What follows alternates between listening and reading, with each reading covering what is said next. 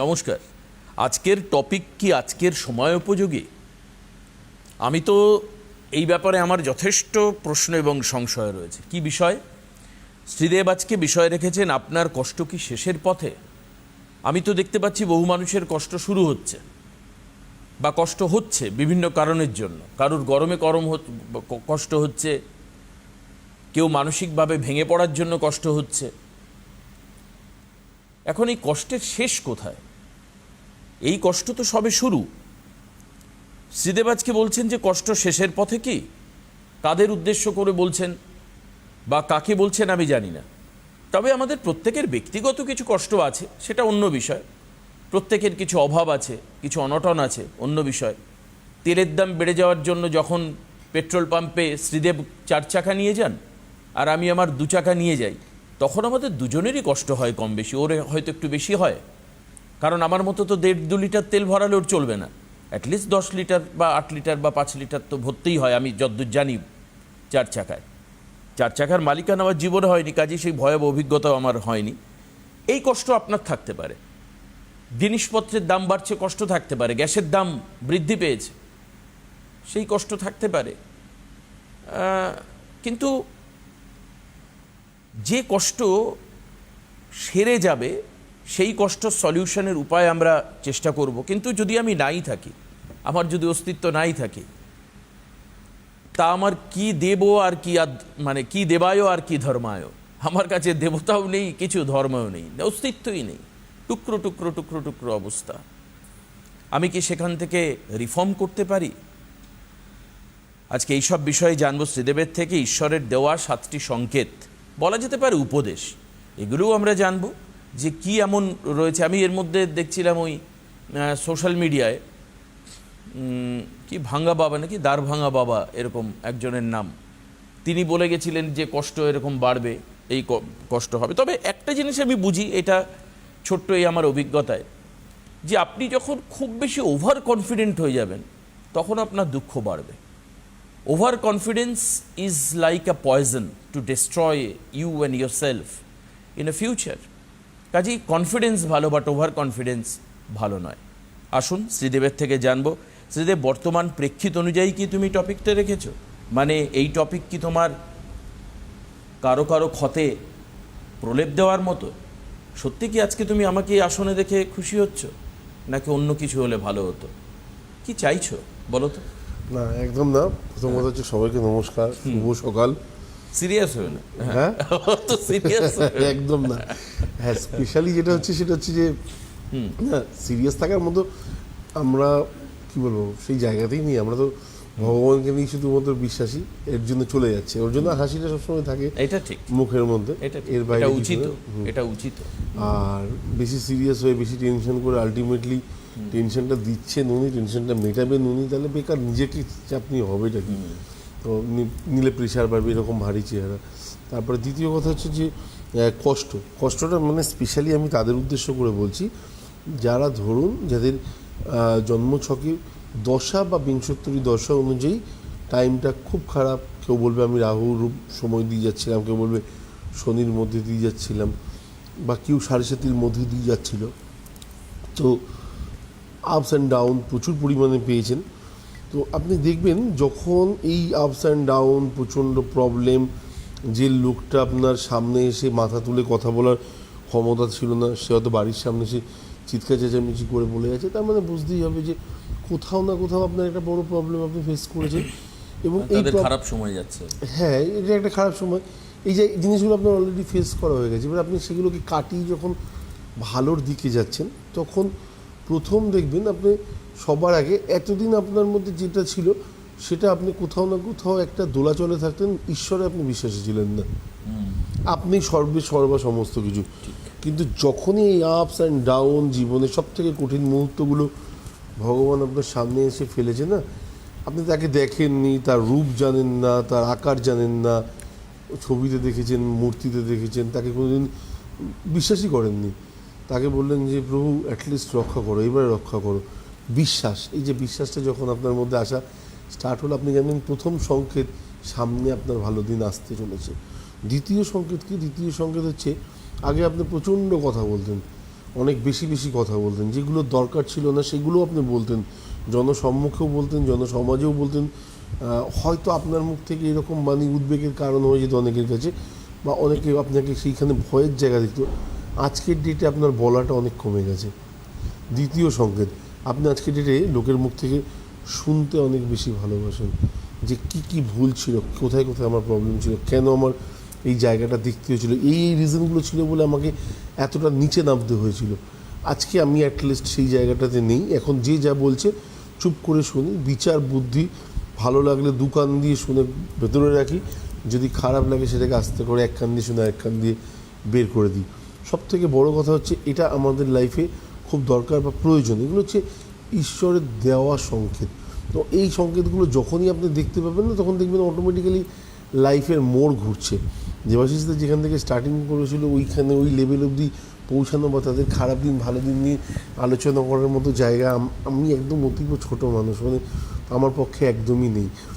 না, আমি কাউকে মেনশন করি, আমি বলছি না, যাদের mention- এখন খারাপ সময় যাচ্ছে, দেবাশিসটা মেনশন করে না, উদ্দেশ্য করে, বা যারা মনে করছে আর কি, যে যাদের খুব খারাপ সময় যাচ্ছে তারা কি, তার মধ্যে দুটো জিনিস তুমি বললে, এক হচ্ছে বিশ্বাস, হ্যাঁ। অতিরিক্ত বিশ্বাস করা, হচ্ছে অতিরিক্ত কথা বলা। হ্যাঁ। আর আচ্ছা, তৃতীয় হচ্ছে যে আপনি যাই করুন তাই করুন, সব থেকে বড় কথা হচ্ছে মনের মধ্যে একটা ইচ্ছা, বা মনের মধ্যে মনে হচ্ছে যে এই জিনিসটা হলে ভালো হতো অনেকটা খারাপ কাটানোর পরে, এবং আপনি দেখছেন না চাইতেই সেই জিনিসটা আপনার সামনে হাজির হয়ে যাচ্ছে বা হয়ে যাচ্ছে।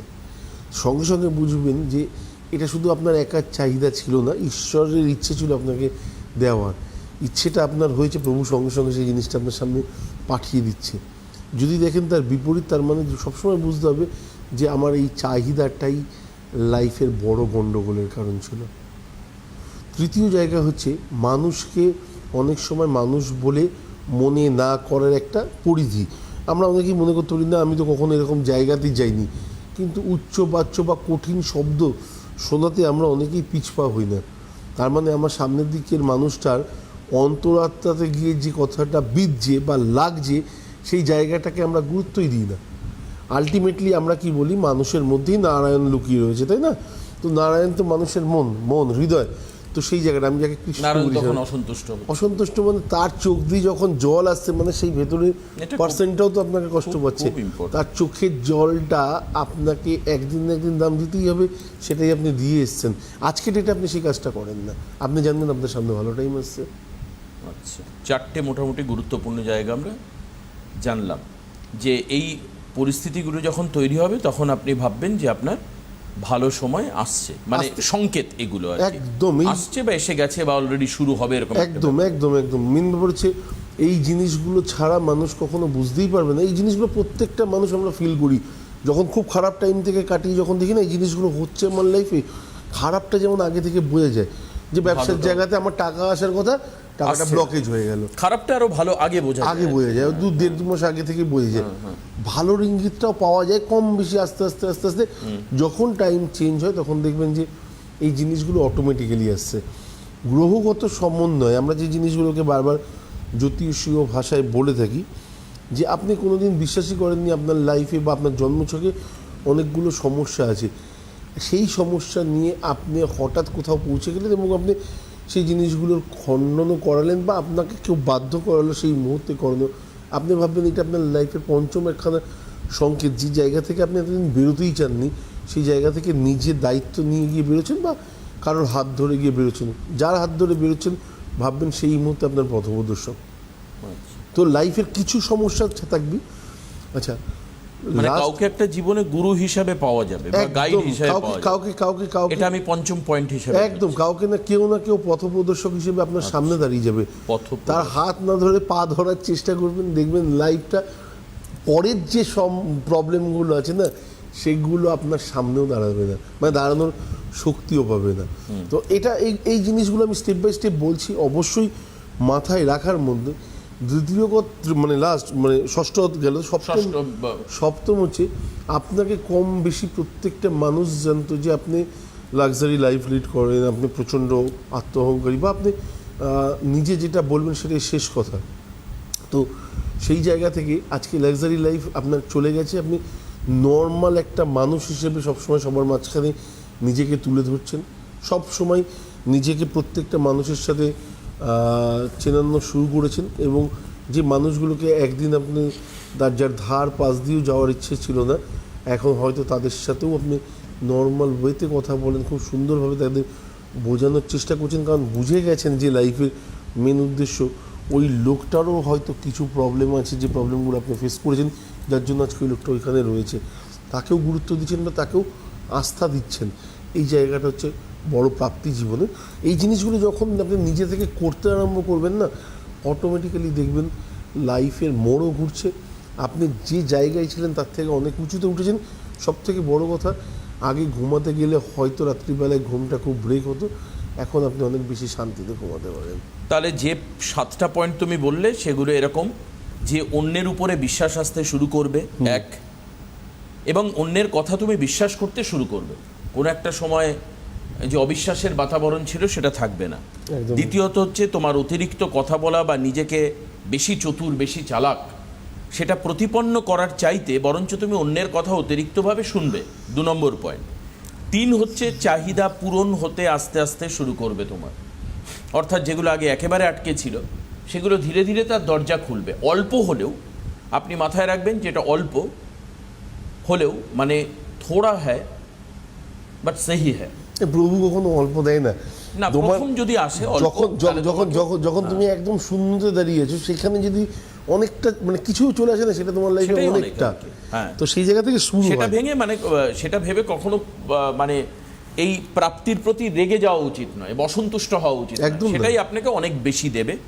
গেল 3। 4 নম্বর হচ্ছে মানব জ্ঞান এবং গুরুত্ব, মানে মানুষকে মানুষ হিসাবে জ্ঞান করা, রেসপেক্ট করা বা গুরুত্ব দেওয়ার মানসিকতাও আপনার মধ্যে তৈরি হবে, যেটা এতদিন ছিল না, সেটা তৈরি হবে।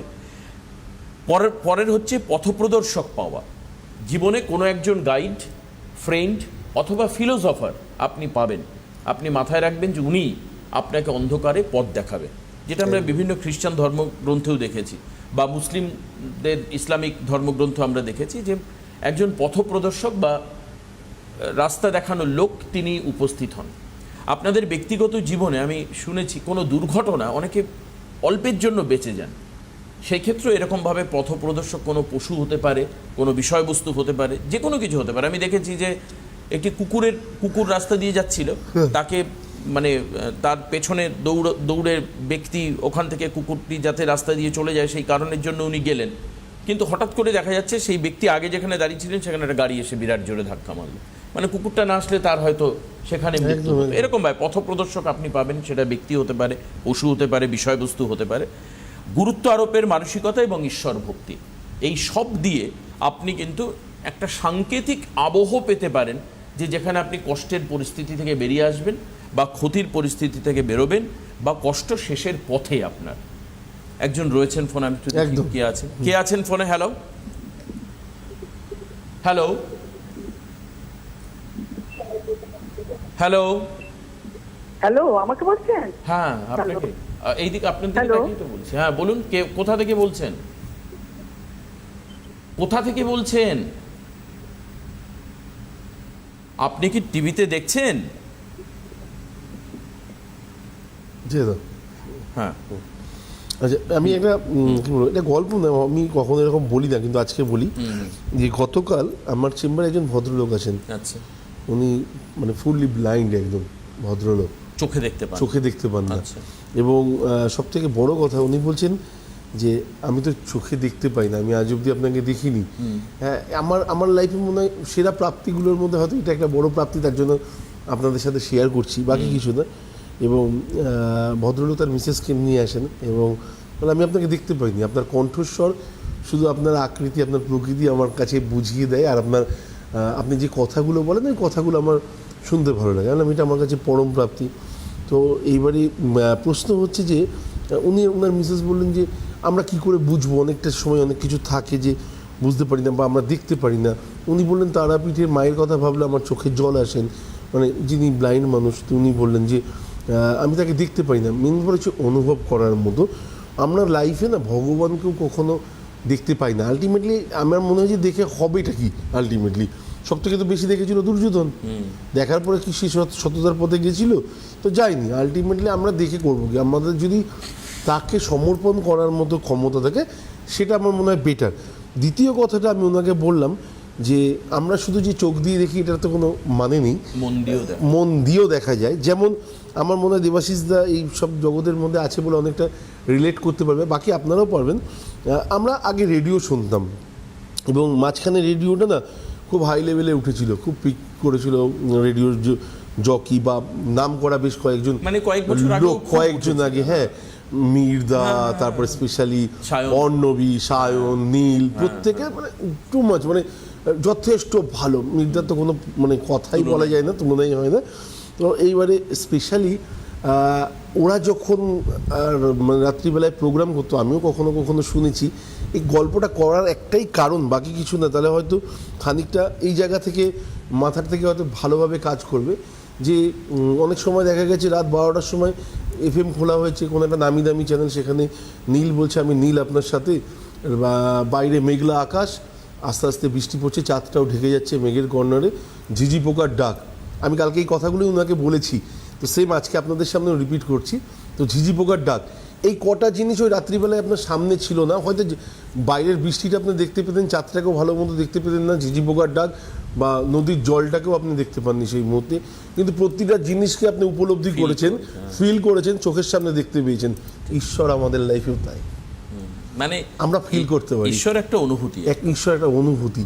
তো আমরা যারা বেশি হয়তো ঈশ্বরকে নিয়ে বলি, আমরা হয়তো ওই রেডিও মির্চির অ্যাঙ্কারদের মতোই হয়তো, মানে সরি কোনো চ্যানেলের নাম না করেই বলি, মানে যারা আরজি আছেন তাদের মতো করেই বলি যে তারাও যেভাবে আমাদের বাইরের জগৎটাকে দেখান, আমরাও চেষ্টা করি হয়তো এই বিশ্বাসটা আপনাদের মধ্যে আসুক। আসলে পরে তৃতীয় শক্তির আশীর্বাদের হাতটা যদি মাথার উপর থাকে না, কোথাও না কোথাও দেখবেন যে সামনের দরজা কি আপনার জীবনের শেষ দরজাটা একসাথে আপনি খুলে ফেলেছেন। একটা জিনিস একটু বলো, এই যে ওভার কনফিডেন্স বা আমি যা বুঝি সেটাই ঠিক, হ্যাঁ, এই মানসিকতা থেকে বেরোনোর জন্য এবং কানকে চোখের মতো ব্যবহার করা, মানে যা শুনছে তাই বিশ্বাস করছে, নিজের বিচার বুদ্ধি কমে আসে কোনো একটা সময়, এটা কেন হয় মানুষের এবং এটা কতটা বিপত্তি ডেকে আনে? না, এটার জন্য তুমি সব থেকে বড় কথা হচ্ছে যে ভালোবাসায় অন্ধ হয়ে যাওয়া, এটা তো অবশ্যই বিপত্তির, এটা ভালোবাসার জায়গা না, হ্যাঁ, মানে ভালোবাসা বলতে পারো, তো অবশ্যই আছে, হ্যাঁ, অন্ধ হয়ে যাওয়া। আমরা বহু মানে কি বলবো এক্সাম্পল এই মুহূর্তে চোখের সামনে দেখছি। দ্বিতীয় কথা হচ্ছে তার কথাই শেষ কথা হয়ে যাওয়া বা তার প্রতি অগাধ বিশ্বাস একেবারে নিয়ে আসা। আগে দেখতে হবে সে সত্যি যোগ্য কিনা এইগুলোর, তো সেইটুকুনি বিচার বিবেচনা। আর স্পেশালি সংস্কারের দিক থেকে যদি দেখতে হয় তার মধ্যে সত্যি সংস্কার আছে নাকি। আর লাস্ট একটা অপশন আমাদের প্রত্যেকের মধ্যে দেখা উচিত, যেটা হচ্ছে জাতক বা জাতিকার মধ্যে মায়ার পরিমাণ কতটা আছে আর মোহর পরিমাণ কতটা আছে। যে ব্যক্তির মধ্যে এই জিনিসটার ফারাক আকাশচুম্বী হবে না, তাকে অ্যাকসেপ্ট করা যেতে পারে। যার মায়ার পরিমাণ বেশি আছে, যার মোহর পরিমাণ বেশি আছে, তাকে পৃথিবীটা দেখার জন্য ছেড়ে দেওয়া উচিত। কারণ তাহলে আমার মনে হয় যে লাইফে প্রকৃত দেখা, প্রকৃত বিশ্বাস করা বা প্রকৃত দেবাশিসদার কথা অনুযায়ী যে জিনিসগুলো বললো দেবাশিসদা, সেগুলোর সাথে ফিল করাটা তার পক্ষে সম্ভব হয়ে যাবে। তার মানে তার দুনিয়া দেখা উচিত। একদম একদম একদম, মানে আসলে ছোট একটা গর্তের মধ্যে থাকতে থাকতে বা কুপমণ্ডুকতা তৈরি হয় এবং তাতে সে ভাবে যে I am the king of the small kingdom. এটা ভাবার কোনো জায়গা নেই, তাকেও ভাবতে হবে যে দুনিয়াটা কিভাবে চলছে। সেই কারণের জন্য হয়তো তুমি বললে যে মোহর পরিবেশ থেকে বেরোনোর জন্য তার দুনিয়া দর্শন করা দরকার, একদম বাস্তব, পৃথিবী দেখা দরকার। বাকি লোকগুলো কিভাবে আছে আমি যদি নাই জানলাম, আমি বিশাল অট্টালিকাতে থাকলাম, বিশাল দামি গাড়ি চললাম, আমার সাথে অনেকগুলো লোককে নিয়ে ঘুরলাম, কিচ্ছু যায় আসে না তাদের। একটা টাইমের পরে সব এগুলো আস্তে আস্তে আস্তে আস্তে সরতে আরম্ভ করে। আমি বলি না, গীতাতে একটা জিনিস উল্লেখ করা আছে যে স্পেশালি ছেলেদের লাইফে একটা বড় মোড় ঘরে 37-এর পর থেকে। দেখবে যত ছেলে সেভিংসে ঢুকেছে আপনার 37, তার আগে পর্যন্ত সে জীবনের সঞ্চয়ের উদ্দেশ্য কী, সঞ্চয়ের মানে কি, এই জিনিসগুলো তার বাবা মা হয়তো প্রচুর ইনকাম করছে, তার বাবা মা হয়তো বারবার করে বোঝানোর চেষ্টা করেছে, সেই ম্যাচুরিটিটা আসে না, যেটা একটা মেয়ের মধ্যে অনেক আগে থেকে এসে যায়। কিন্তু ছেলেদের মধ্যে আসাটা কিন্তু অনেকটা লেটে আসে। তার মানে কি ছেলেটি খারাপ? একদম না। ওর যে জায়গা থেকে পৃথিবীটাকে দেখছে আমার মনে হয় সেটাও দেখতে দেওয়া উচিত। মানে এটা একটা অটো সিস্টেম, একদম অটো সিস্টেম, মানে এই সময়ে সেটা হবেই আর কি। একদম একদম। তুমি খেয়াল করে দেখবে প্রথম হয়তো তুমি পয়সা অনেক আগে থেকেই জমিয়েছো, রাখতে পারোনি, ঠিক। কিন্তু আফটার 37 তুমি যে সঞ্চয়টা করেছো সেটাকে বাঁচাবে কি করেছো তার জন্য লড়াই করেছো। এটা আমার এখনো 37 হয়নি, আমি পরে বুঝবো। না তুমি এখন পরে বোঝা যাবে। তো এখন ব্যাপার হচ্ছে যে আমাদের দেখুন জীবন, আমি একটা জিনিস শ্রীদেবের প্রোগ্রাম করে বুঝি যে রেমেডির পাশাপাশি জীবন দর্শনটাও একটা খুব বড় ফ্যাক্টর। মানে আপনি রেমেডি পড়লেন, খরচ করলেন, তার সঙ্গে আপনার মাইন্ডসেট কোনো রকমভাবে চেঞ্জ হলো না, মানে মন মানসিকতা পরিবর্তন হলো না, একদম, তাহলে কিন্তু সেই রেমেডি কাজ করতে একদম গলদঘর্ম অবস্থা হবে। দুটো জিনিস একসঙ্গে চেঞ্জ করতে হবে। এক হচ্ছে রেমেডি আপনি ইউজ করলেন হাতে, গলায়, যেখানেই হোক, সেটা অন্য বিষয়, স্টোন আপনি ধারণ করলেন বা এনি কাইন্ড অফ রেমেডি যেগুলো হয়। এরপর আপনাকে মাইন্ডসেট পরিবর্তন আর হচ্ছে ঈশ্বরের প্রতি আপনার বিশ্বাস। এই দুটো জিনিস কিন্তু সাইড বাই সাইড আপনার ওই যে রেজলিউশন নিয়ে আপনি রেমেডি ইউজ করছেন বা পড়ছেন, যে রেজলিউশন, যে লক্ষ্যমাত্রা, যে উদ্দেশ্যে, সেটা পূরণ হবে। এটা সবাই করবেন আজকে থেকে। আমাদের কিন্তু এই প্রোগ্রামের উদ্দেশ্য কিন্তু এটাই। আর দেখুন, যারা বুকিং করবেন তারাই বুকিং নাম্বারে ফোন করবেন, শ্রীদেবের সঙ্গে যোগাযোগ করা, শুধুমাত্র রেমেডির জন্য নয়, চেম্বারে এসে 20 মিনিট থেকে আধ ঘন্টা বসবেন, জীবনটাকে জানুন। আমি বারবার করে একটা কথা বলি, এই নাম্বারে ফোন করবেন, এই যে 9051607602 এবং 9339512386, এই যে বুকিং নাম্বার। চেম্বারে এসে বসে নিজের জীবন সম্পর্কে শ্রীদেবের চোখ থেকে আগে জানুন যে আমার ঈশ্বর বিশ্বাস, আমার সম্পত্তি বর্তমানে যা রয়েছে, আমার সম্পর্ক বর্তমানে যা রয়েছে, এই দুই শয়ে কিন্তু বিরাট একটা জীবন, সম্পত্তি এবং সম্পর্ক, এবং আপনার আগামী ভবিষ্যতে কি করা উচিত এই বয়সে দাঁড়িয়ে। আপনার 40 হতে পারে, 42 হতে পারে, 45 হতে পারে, 35 হতে পারে, 58 হতে পারে, 60 হতে পারে। এই বয়সে দাঁড়িয়ে আপনার আগামী কি হবে। সম্পর্কটা সম্পদের থেকে কোনো অংশে কম নয়। হ্যাঁ, সম্পর্কটা সম্পত্তিতে কোনো, ঠিক, একদম ঠিক। হ্যাঁ, এবং যার সম্পর্ক কোনো কারণে ভালো সম্পর্ক থেকে কেউ যদি কখনো সরে গিয়ে থাকেন, দেখবেন জীবনে বড় সম্পদ বা বড় মানুষ সম্পত্তি নষ্ট হচ্ছে, সম্পত্তিটা ঠিক, নষ্ট করেন, যেটা সারা জীবনে পয়সা দিয়ে হয়তো তৈরি করতে পারবেন। মানে আপনি সম্পত্তি গেইন করতে পারেন, কিন্তু সম্পর্ক গেইন করা ইট ইজ ডিফিকাল্ট। সেটাও একটু মাথায় রেখে চলবেন। সবাই সবার সঙ্গে এত বেশি ছোটোখাটো বিষয় নিয়ে গণ্ডগোল করেন। একটু যদি আত্মবিশ্লেষণ করে, যে এই প্রোগ্রাম যদি দেখা যায় 10:30 থেকে 11টা পর্যন্ত, just keep cool your mind and think your. রাগের মধ্যে 5টা বাজে কথা বলে দেখবেন বহু মানুষ আছেন যাদের পরে অনুশোচনা হয় যে কেন বললাম, কেন করলাম, আমি ওকে কেন বলতে গেলে আমি কথা হলো, না বললে তো না বললে তো এটা নষ্ট। ওই যে ওই সময়ের কন্ট্রোলটা, সেটা এখন থেকে চেষ্টা করুন, আগামী দিন হয়ে যাবে। আমি বিশ্বাস করি বন্দুক থেকে ছোড়া গুলি, আপনার দিকে টার্গেট করে ছোড়া গুলি আটকে যেতে পারে, আমি দেখেছি অনেক ক্ষেত্রে, কিন্তু মুখ থেকে বেরিয়ে আসা কথা আটকানো সম্ভব নয়, কখনোই সম্ভব নয়। আসুন, আজকের অনুষ্ঠান এখানে শেষ করব। অবশ্যই আগামীকাল আবার সেম টাইমে সেম চ্যানেলে দেখা হবে। ইউটিউব আর ফেসবুক থেকে প্রোগ্রাম দেখতে ভুলবেন না, কিন্তু এটা আপনাদের কাছে বারবার করে অনুরোধ আমরা করে রাখি। ফেসবুকে গিয়ে ফলো করা, ইউটিউবে সাবস্ক্রাইব করা সিটিভিএনকে, শ্রীদেবের অনুষ্ঠানকে ভুলবেন না। আজকে এখানে শেষ করছি। অনেক ধন্যবাদ, নমস্কার।